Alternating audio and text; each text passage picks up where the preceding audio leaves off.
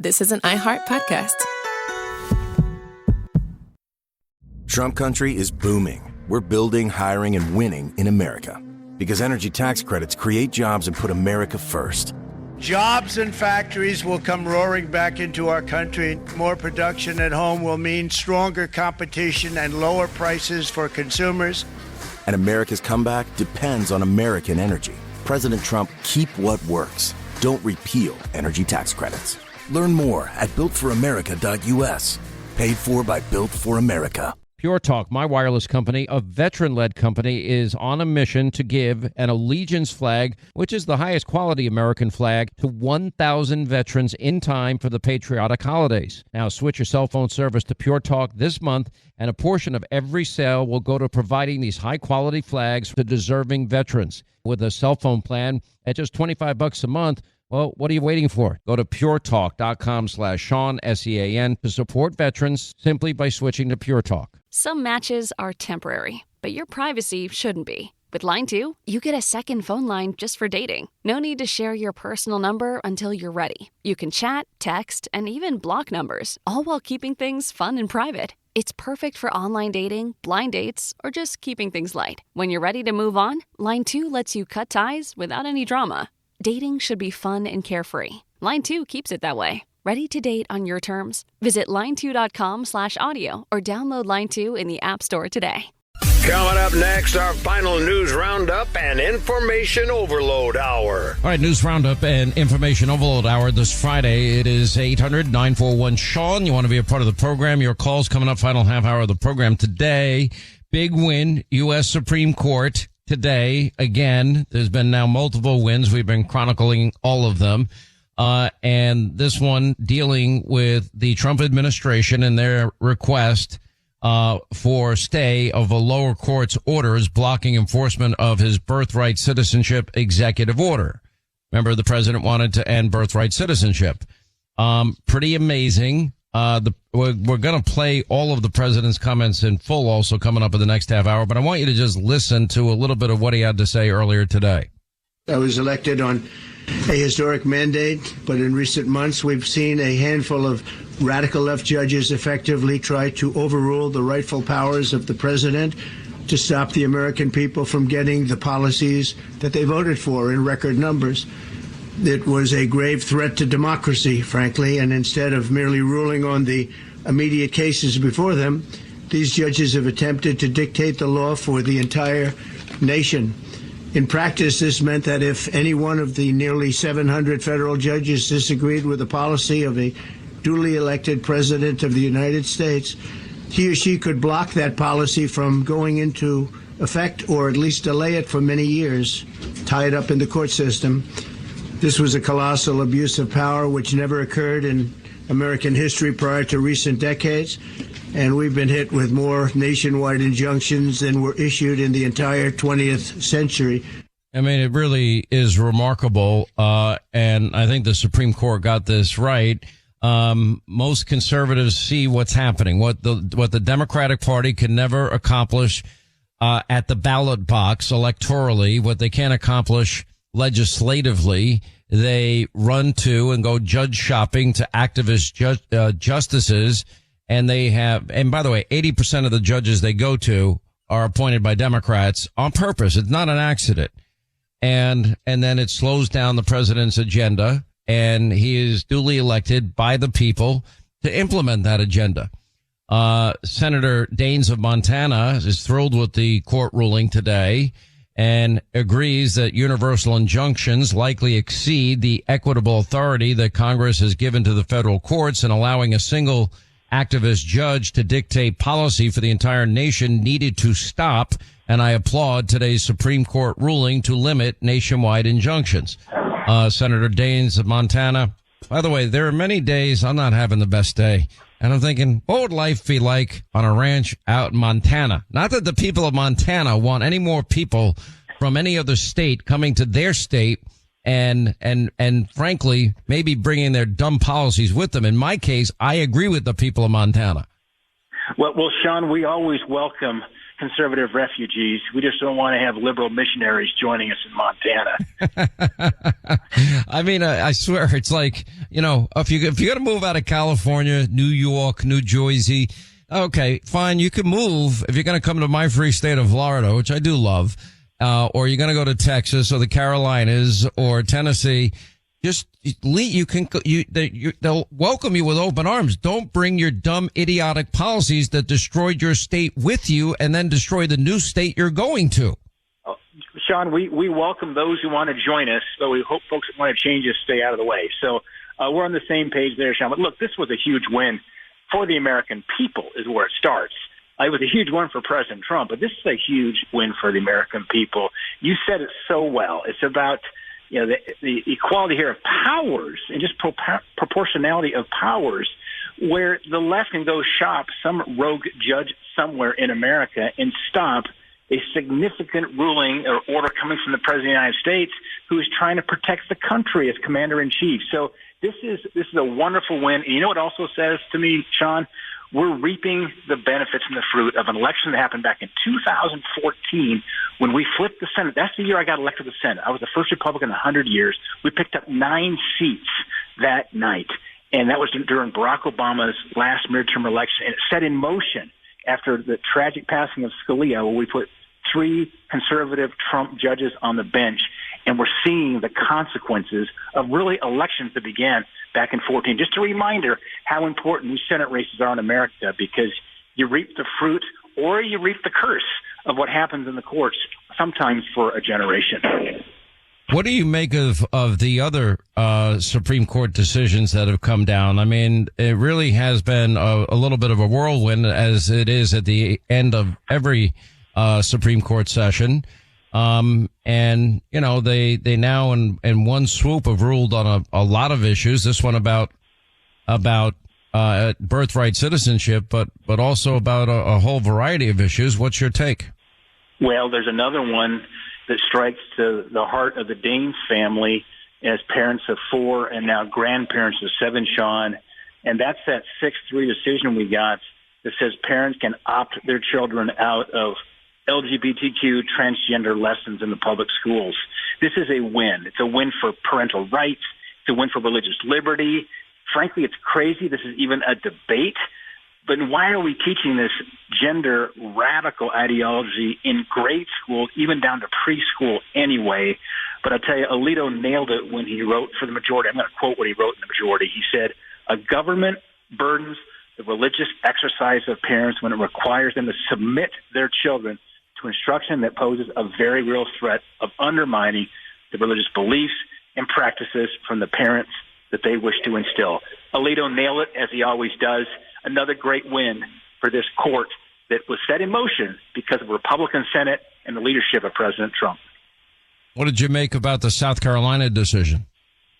Well, another huge win. I mean, think about talking about protecting the rights of the states, and a federalism win where South Carolina says, hey, we're not going to allow Medicaid funds, federal dollars, to be used to pay to Planned Parenthood for elective abortions. Why do we give Planned Parenthood a penny anyway? We're working on defunding them right now as we speak, Sean. We'd love to get that piece included in the reconciliation bill. And I don't even like to use the word Planned Parenthood. That sounds way too kind. Planned Parenthood, this is called elective abortions on demand. That's what we're stopping. There should not be taxpayer dollars allowed to prop that industry up. Yeah. The party has become radicalized. Maybe it just culminated this week with Mamdani winning the Democratic nomination for New York City mayor. But the Democratic Party of old, I don't remember as a party that would champion the rights of men to play women's sports. It just seems that they're doubling down on radicalism, and I don't think it's going to help them long term. I think that the Republican Party has emerged as the party of working men and women, and they are the party of woke coastal elites, and I think they're just out of touch with the country. It's exactly right, Sean, and we're seeing that in a state like Montana. Sean, I grew up in a family of Democrats. These were the old labor union, FDR farmers from Scandinavia, sometimes in my family mix in Montana. But here's what's happened. It's the classic example of where They didn't leave the Democratic Party. It's the Democrats left them. They moved so far left, and what's happening is with the remaining moderates that no longer exist in the Democrats, they've all left. So what is left is the radical side of the left. So they're just doubling down on their ideology, and that's to their demise as we go forward with elections. They don't have a plan going forward other than double down on their far-left beliefs, as we've seen evidence what happened in New York this past week. 79 Democrats this week wanted to impeach Donald Trump, which is remarkable. They didn't care when Barack Obama, Joe Biden, Bill Clinton, or any past president used force. They wouldn't stand at the joint session for Lake and Riley's family, murdered by an unvetted Biden-Harris illegal, or the family of Jocelyn Nungary, murdered by a Harris-Biden illegal. And to me, it's, if you can't stand for parents that lost their children, you have lost your soul. Look, Sean, they've lost their soul on multiple fronts. But let's just take what happened last Saturday when President Trump made the absolutely right decision, a bold, decisive action to take out the nuclear capabilities of Iran. History will look so fondly on what President Trump did. And to think the left, what are they doing? They're trying to plant false intelligence to the New York Times to undermine what was absolutely a stellar execution by the U.S. military, what the Israelis have done to protect their land and their democracy through their preemptive strikes on Iran. And they had one part of that whole plan that they needed our help, and that was the heavy lift with V2s to drop the 30,000-pound bombs that were dropped precisely on the right way. They scored 100 on the test, Sean. We should be cheering for these brave patriots, and the left instead wants to impeach President Trump. That sums it up for me, and it just shows you how much they truly have lost their mind and how they're losing support from the American people. They really are. All right, quick break. Right back. More with Montana Senator Steve Daines is with us. Then your call's coming up, 800-941-SEAN. All right, we continue with Montana Senator Steve Daines is with us.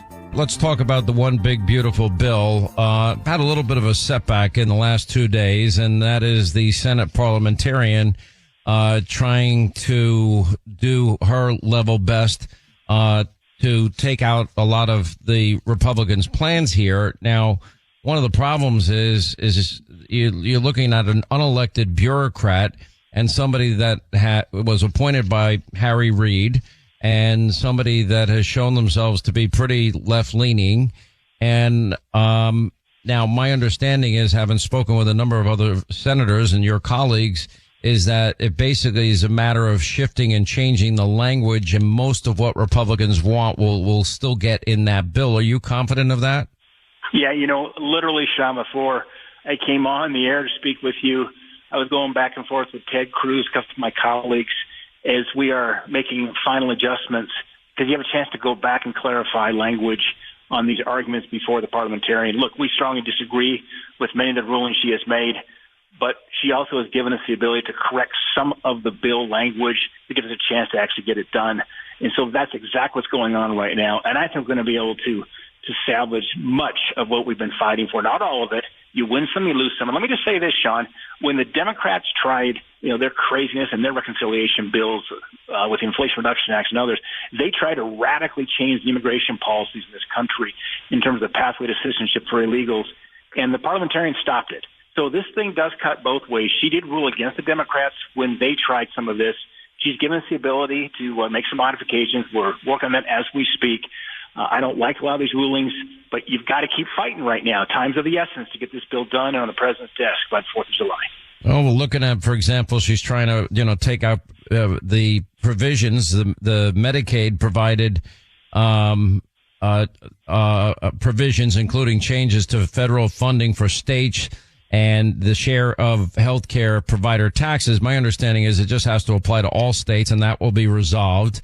They were not eligible for approval via the simple majority. Other provisions that were axed include eliminating some Medicaid eligibility for non-citizens, meaning illegal immigrants, adults, and children, and lowered the federal medical assistance percentage funding percentages for states that allow non-citizens to get health care coverage from 90 to 80%. Another section that didn't pass muster was blocking federal funding for Medicaid and the Children's Health Insurance CHIP program to provide gender transition medical care.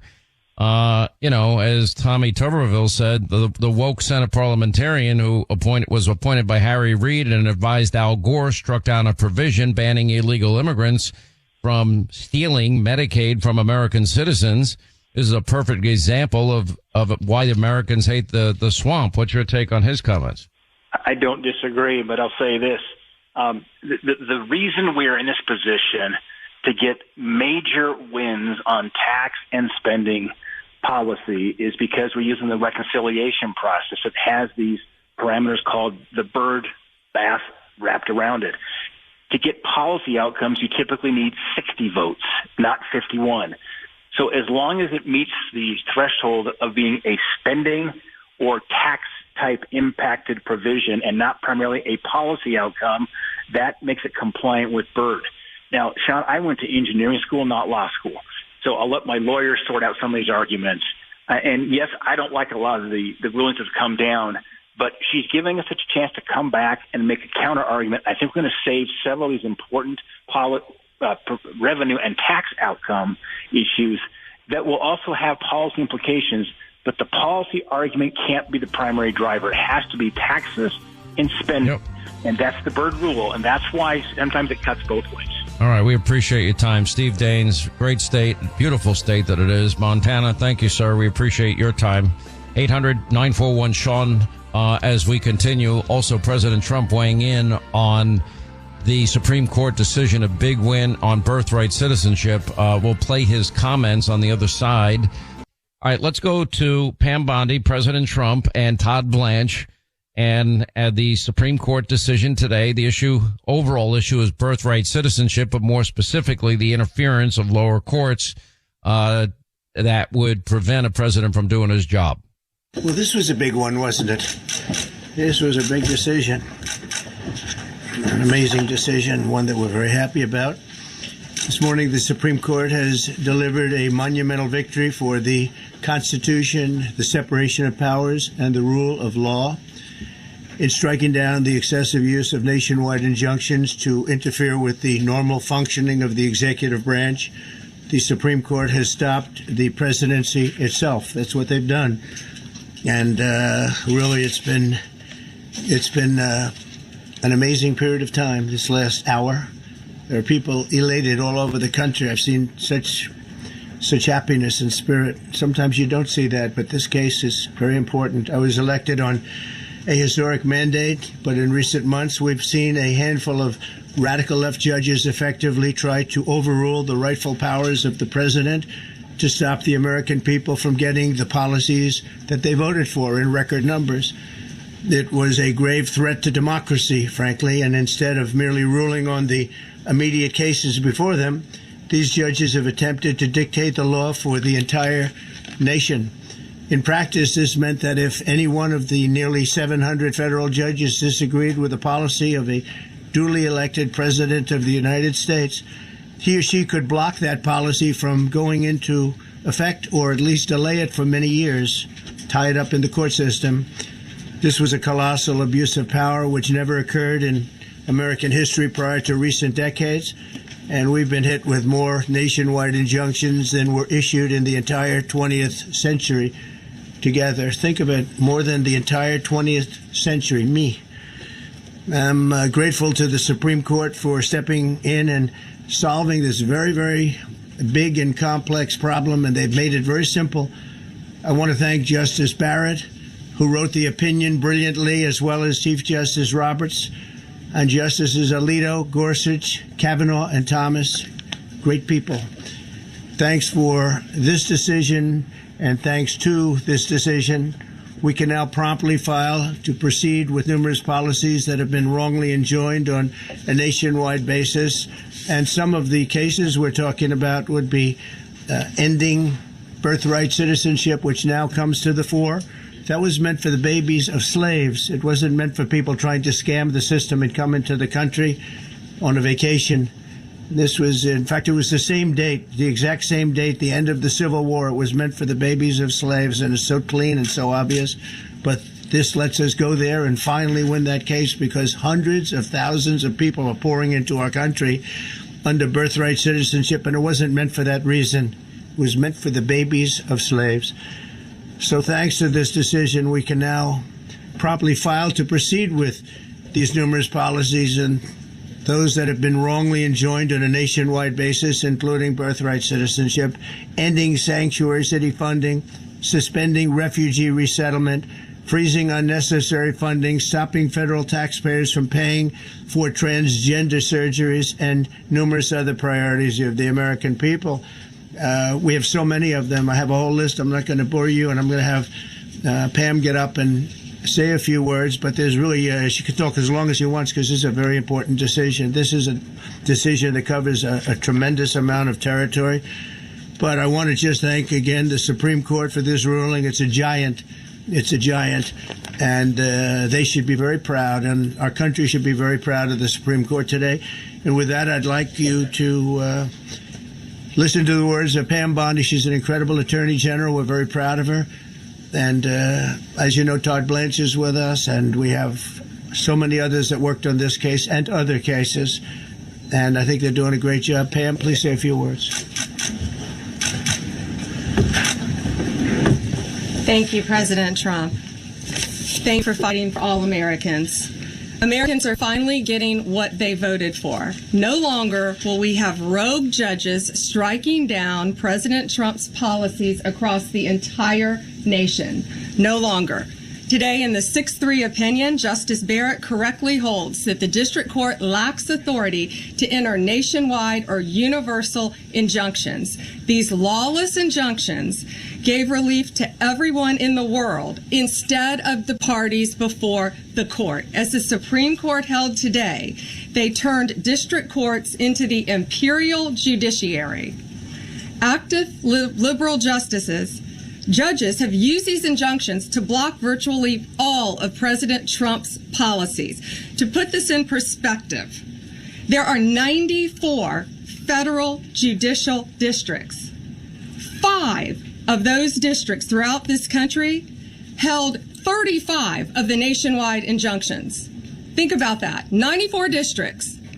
And 35 out of the 40 opinions with nationwide injunctions came from 5 liberal districts in this country.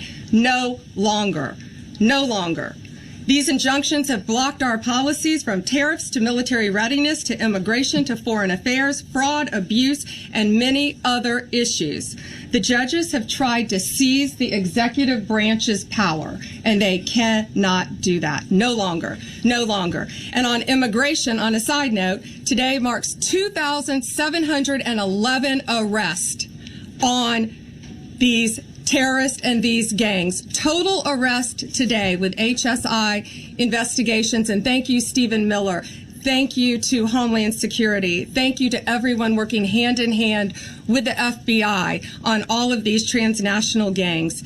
TDA has been a huge terror to our country, as well as MS-13, as well as Sinaloa cartels. No longer. No longer. These injunctions have allowed district court judges to be emperors. They vetoed all of President Trump's power, and they cannot do that.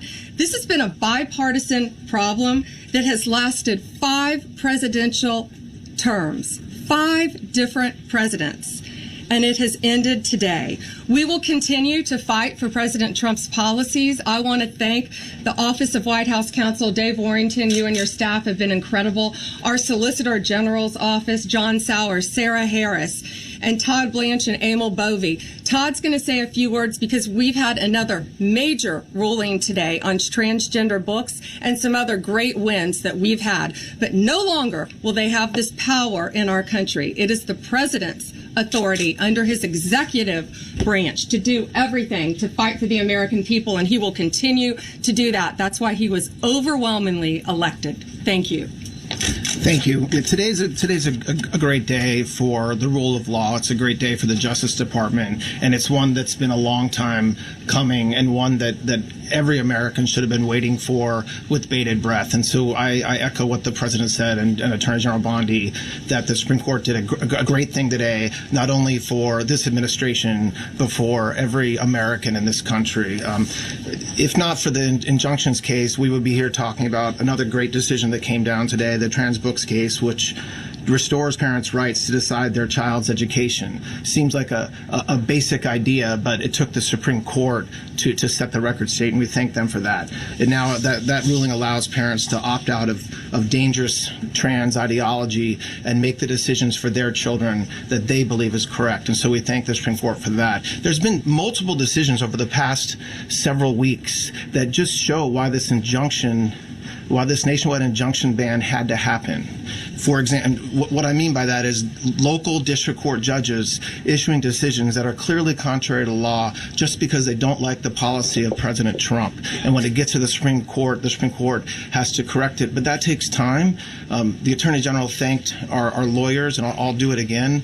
Our lawyers are working 24 hours a day, 7 days a week to fight these injunctions and to emergency appeals, emergency stays, going back to the district court judge, asking them to change their view. And so their hard work is really paying off today, but over the past few weeks. We had a stay of an order that prevented DHS from moving aliens to a third country.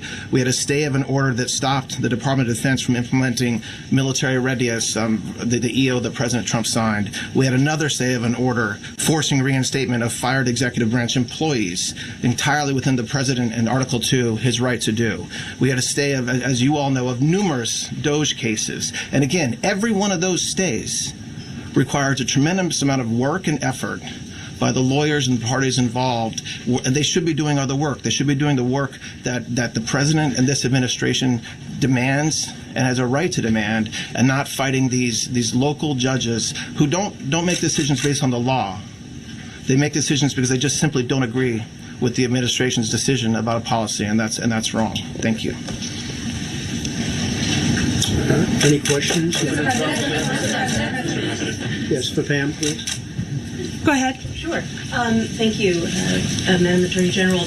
So, as you know, the Supreme Court did not rule on the underlying constitutionality of the President's birthright citizenship order. So, what is the plan now? Are you going to try to implement the EO just in states where there isn't a legal challenge? Yes, so birthright citizenship will be decided in October in the next session by the Supreme Court, unless it comes down in the next few minutes. I guess it could come down.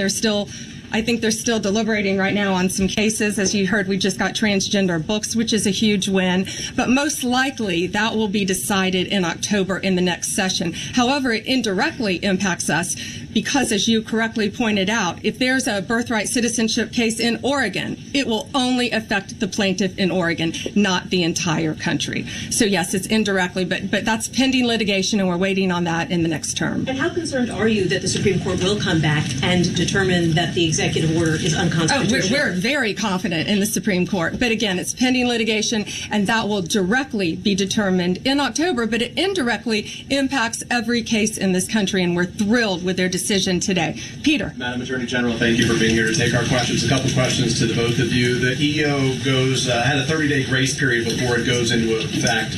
Is there any thought about trying to make it effective immediately within that period of time? We're going to follow the law. We're going to make those decisions, and we're going to do what's right in the bounds of the law. And then the DOJ didn't ask the justices to rule on the merits of the birthright citizenship ban. Just for explanation purposes, why? Sure, because that's going to come down in October in the separate. This was huge because it's indirectly impacted today. As I said, it's case by case. Let me reiterate, of the 35 of the 40 nationwide injunctions filed against this president, against his executive authority as president of the United States, 35 of them came from Maryland, D.C., Massachusetts, California, Washington. I mean, that's crazy. These 5 districts. So, yes, it indirectly impacts us. It will be a separate decision in October. All right, that was President Trump and the Attorney General Pam Bondi and Todd Blanche from earlier today. This is an iHeart podcast.